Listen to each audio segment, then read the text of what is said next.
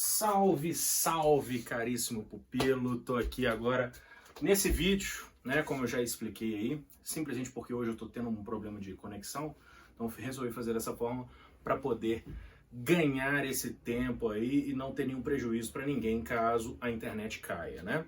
Seguinte, pessoal, atendendo a pedidos aí, eu resolvi fazer o seguinte, pegar uma demonstraçãozinha rápida aqui de o que acontece realmente com uma função trigonométrica usando como referência a função seno de x em cada situação de variação daqueles termos, daqueles coeficientes que nós vimos na aula passada. Então nós lembramos que tem o termo A, tem o termo B, tem o termo C e o termo D, e nós vamos ver na marra como que isso vai aplicar dentro de uma função seno. Então só para lembrar aí, a função seno, que a gente define inclusive esse gráfico como a senoide, é definido como f de x igual ao seno de x, como nós já vimos na aula passada.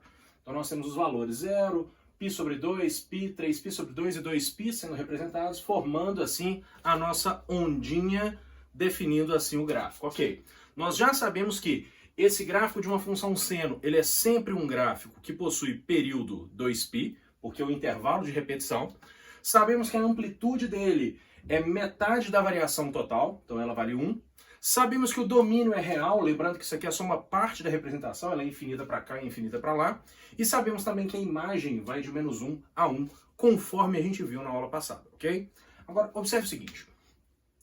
Dado o ciclo trigonométrico, a gente tem aqui as informações legais, só que eu vou usá-lo somente para fazer as referências e pontuar o que acontece em cada gráfico. Primeiro gráfico está aqui. Nós temos que f de x é igual a 1 mais o seno de x, tá? Quando isso acontece, eu estou adicionando uma unidade à função original seno de x. O que acontece realmente no caso do gráfico?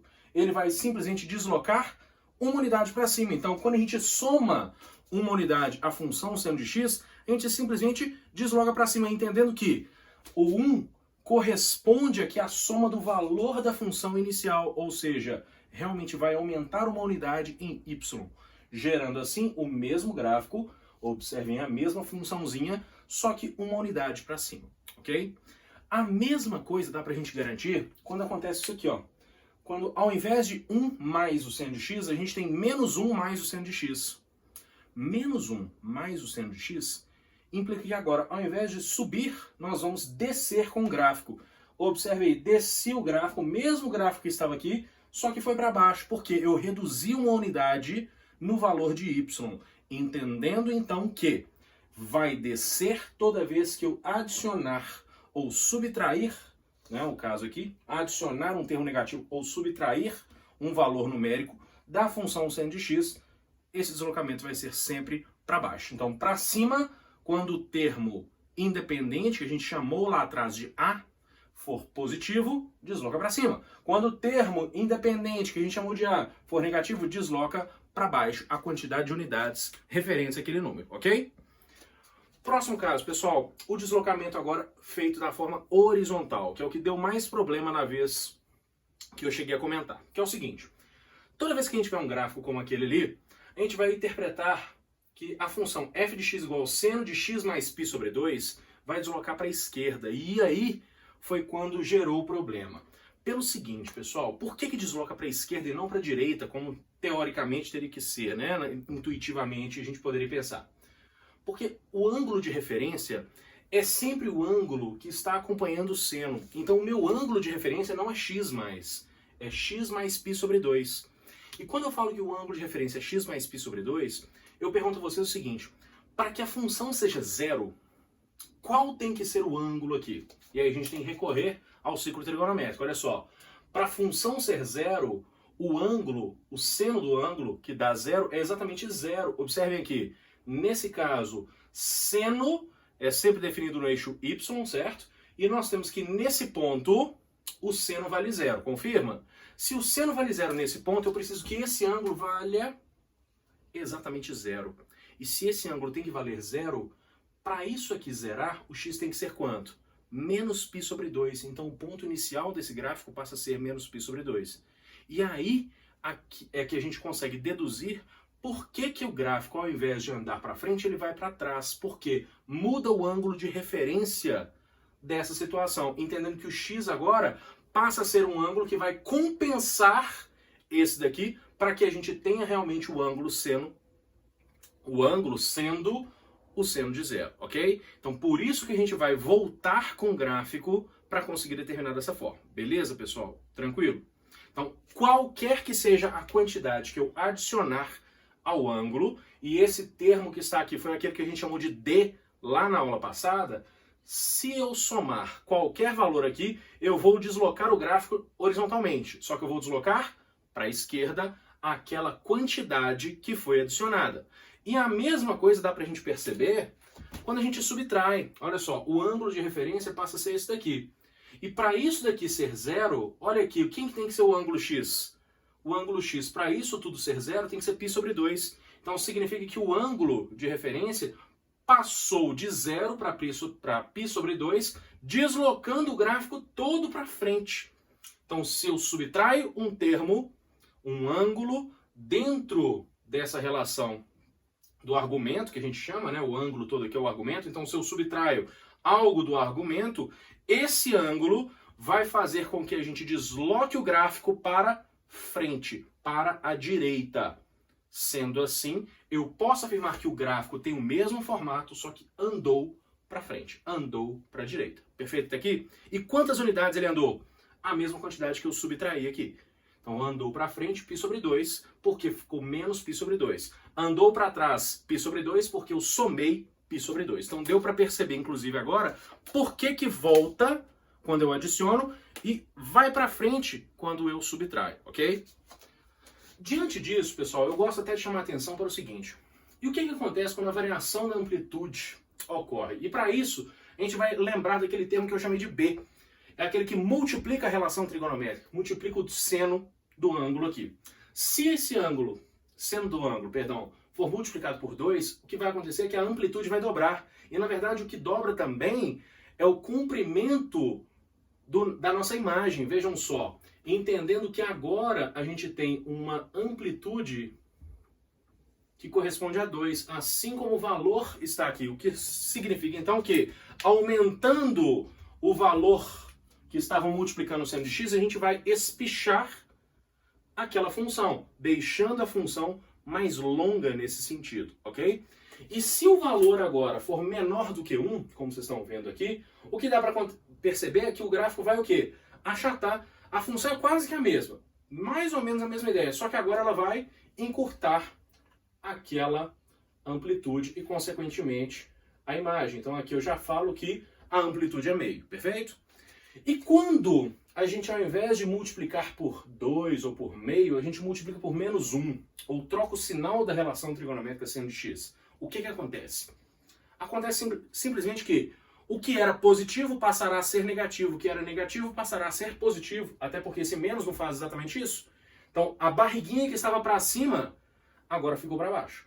A barriguinha que estava para baixo, agora ficou para cima, invertendo totalmente esse gráfico do jeito que vocês acabaram de ver. Perfeito? Então, a gente já sabe que, a partir do gráfico da função seno de x, que é a nossa senoide, é possível perceber um deslocamento vertical somando ou subtraindo o valor do seno. É possível perceber o deslocamento horizontal somando ou subtraindo dentro do argumento, como vocês estão vendo aqui. E é possível variar a amplitude daquele gráfico observando sempre quem está multiplicando a relação trigonométrica seno de x. Perfeito até aqui? Só para lembrar, aqui nós fizemos menção ao elemento A. Aqui nós fizemos menção ao elemento D, daquela variação, daquela função extensa. E aqui nós fizemos menção ao elemento B, daquela função geral que nós trabalhamos. Fica faltando apenas o termo C, que nós vamos ver agora. Vamos lá, para a gente fechar então aqui, fica faltando apenas essa parte da variação do gráfico da função seno, referente à variação do período. E para relembrar essa questão do período, vamos primeiro relembrar o que significa esse termo que está multiplicando x aqui. Então, dado uma função f de x, coloquei ela aqui de uma forma bem simplificada, né, sem aquela parte extensa toda, sendo seno de c vezes x, então c aparece como um termo multiplicador da nossa variável principal, construindo assim o nosso novo argumento. Então o argumento agora passa a ser esse ângulo todo. E quando a gente analisa isso daqui, eu já disse para vocês que para o cálculo do período, eu preciso fazer período igual a 2 vezes π dividido pelo módulo de c, entendendo que o c é esse multiplicador de x. Agora, por que isso aqui acontece? O que é o 2π? 2π é o comprimento total de uma volta, né, em radianos. E o que é o c que aparece ali? É a quantidade de vezes que eu estou dividindo aquela volta. Sendo assim, quando eu analiso aqui e afirmo que a função seno de x passou a ser função seno de 2x, o termo c que aparece aqui, ele é igual a 2. E se eu jogo igual a 2 aqui, ficaria 2π dividido pelo módulo de 2, ou seja, passaríamos a ter um período de comprimento π.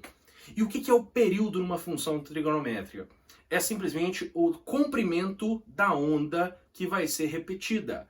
Por isso é chamado de período, né? Igual a dízima periódica, que eu até comentei com vocês. É a repetição do comprimento de onda. Sendo assim, agora essa função, ela não tem mais um comprimento de onda igual a 2π como a função seno de x. Ela passa a ter o comprimento 2π sobre 2, ou seja, um comprimento π. Então é como se a gente pegasse a onda e simplesmente achatasse ela no comprimento π, como vocês estão vendo. Então ela fica uma ondinha bem bonitinha, mas uma onda realmente equivalente à metade daquela onda inicial, ok? Então a gente pode falar que acontece basicamente a mesma ideia, o formato da onda não altera tanto, mas vai achatar nesse sentido, sempre ficando aí menor quanto maior for o termo que multiplica x, ok?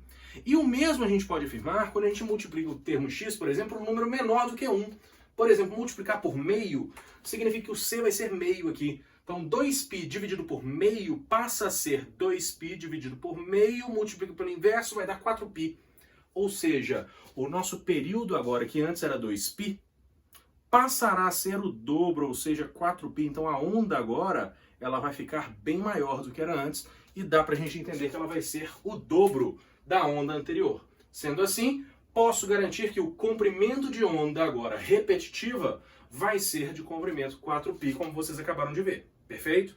Então, toda vez que eu tiver uma variação no período, significa que eu estou variando esse termo c, que multiplica a variável principal, que é a variável x.